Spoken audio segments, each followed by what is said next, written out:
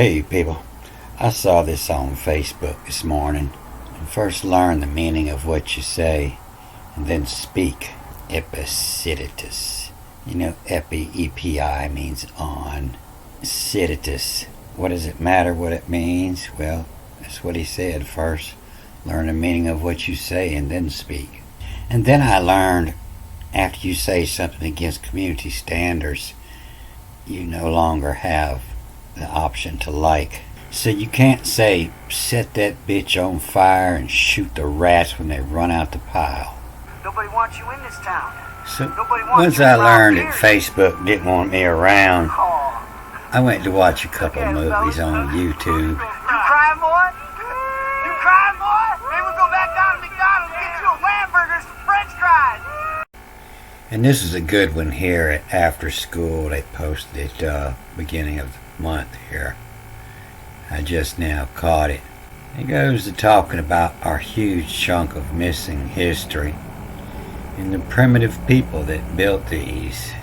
Then I watched this one on Mystery History just come out, and he's still using that same word, primitive.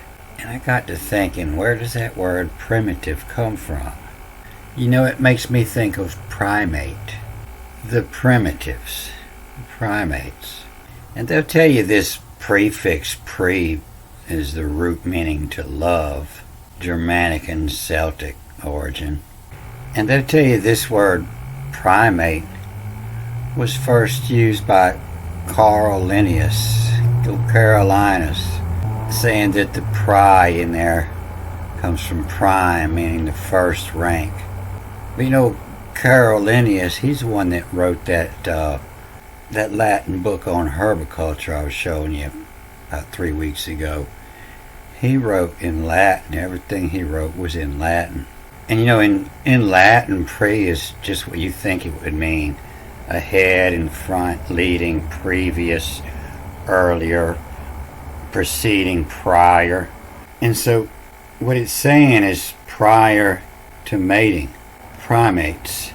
You know, this is what we look like prior to mating. You know, the story of Ea coming down in Sumerian tales and adding his seed to the animals that were already on the earth. And so prior to mating with them, this is what they look like. You know, the language says we comes from monkeys. But the language lies. They twist the etymology of these words around however they have to make the story fit. But this word punish, they say it stems from punner, from Latin punner, punish, to correct.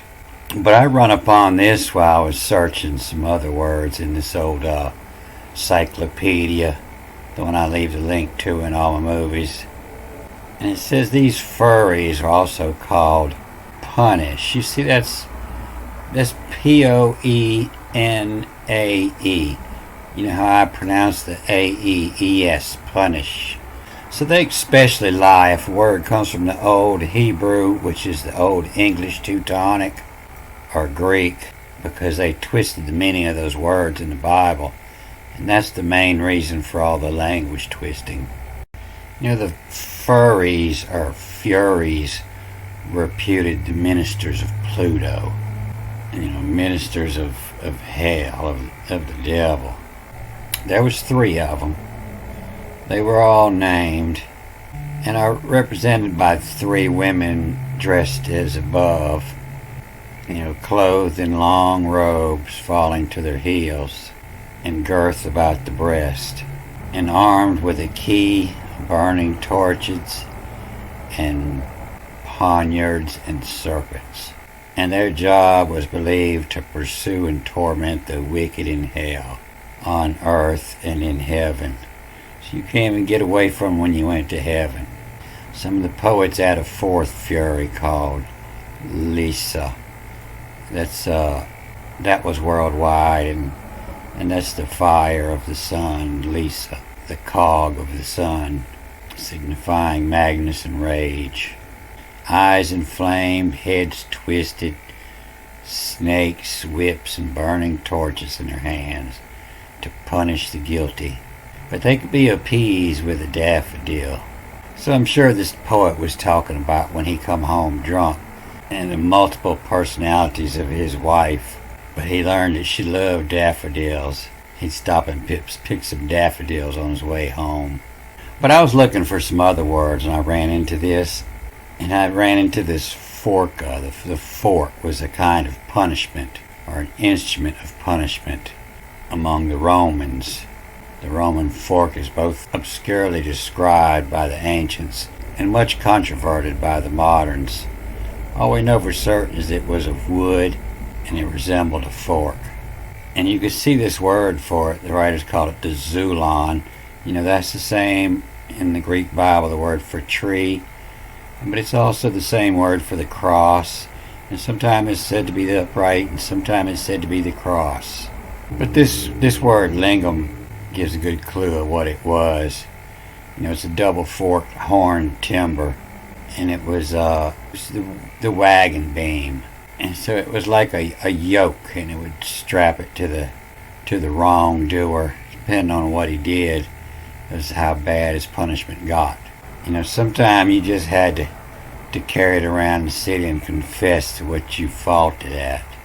And the second penal was having the fork chained on your neck, led about the circus and other places and whipped. And the third was capital, and that's when they fastened to your head and beat you to death. The furca, also where this word for this cross on this shield come from. The furch in heraldry, a cross in the form here I represented. And the furcula, it's coming from the jugula, your neck. The jug, the guys in the Hebrew nations, is the jug guys, the guys, backwards and forwards. The goyim. You can see that's where your word, Dracula come from. The drac is to suck from the cula, from the jugula. The term fund, coming from the Latin term, the fundus, used for the bottom of certain things, the bottom, the base, the funds. How much funds do you got is how far you can go, particularly of certain parts of the body. You only go as far as your funds allow. And the fucus was a sea plant in which the flowers grow on the whole extent of its leaves. Also used for paint. You see how they spell used here?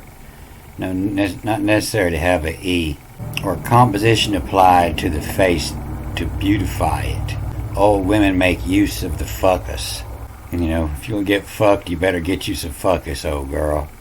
Back in this time, there was 4 faculties in most universities. Of the arts, which includes humanities and philosophy, and which is much the most ancient and extensive. The second is theology. The third is medicine. And the fourth is jurisprudence. So the arts was the most ancient and the most extensive. And you can see in this time the U and the V was the same letter.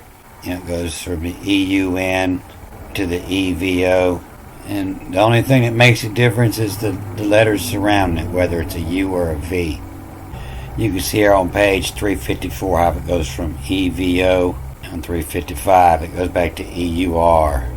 You can see how it's going from evolution and goes straight to euphony and eurus, euphorbium. It all has to do with the surrounding letters. It has a full column here on evil to show you how they changed the meaning of evil. So as to this primate coming from prime or the first rank, on the boat, the first mate, he's the second officer in charge under the captain. On a smaller boat, the captain will run a watch, and then when he sleeps, the first mate will run the watch. But there's this ancient Indian story about Rama and a bunch of monkeys that built this bridge. And the bridge is, most of it's still there today, to Sri Lanka. And they said that the wife of Rama was kidnapped by Ravana and brought to the island. He was the king of Lanka, that's Sri Lanka now. And so Rama, aided by an army of monkeys, primates, his first mates, wanted to cross over to Lanka. And they built this 80-mile bridge in just 5 days. So carbon dating of the coral and the wood that was used, they found in there, they say it's 6,000 years old, called Adam's Bridge.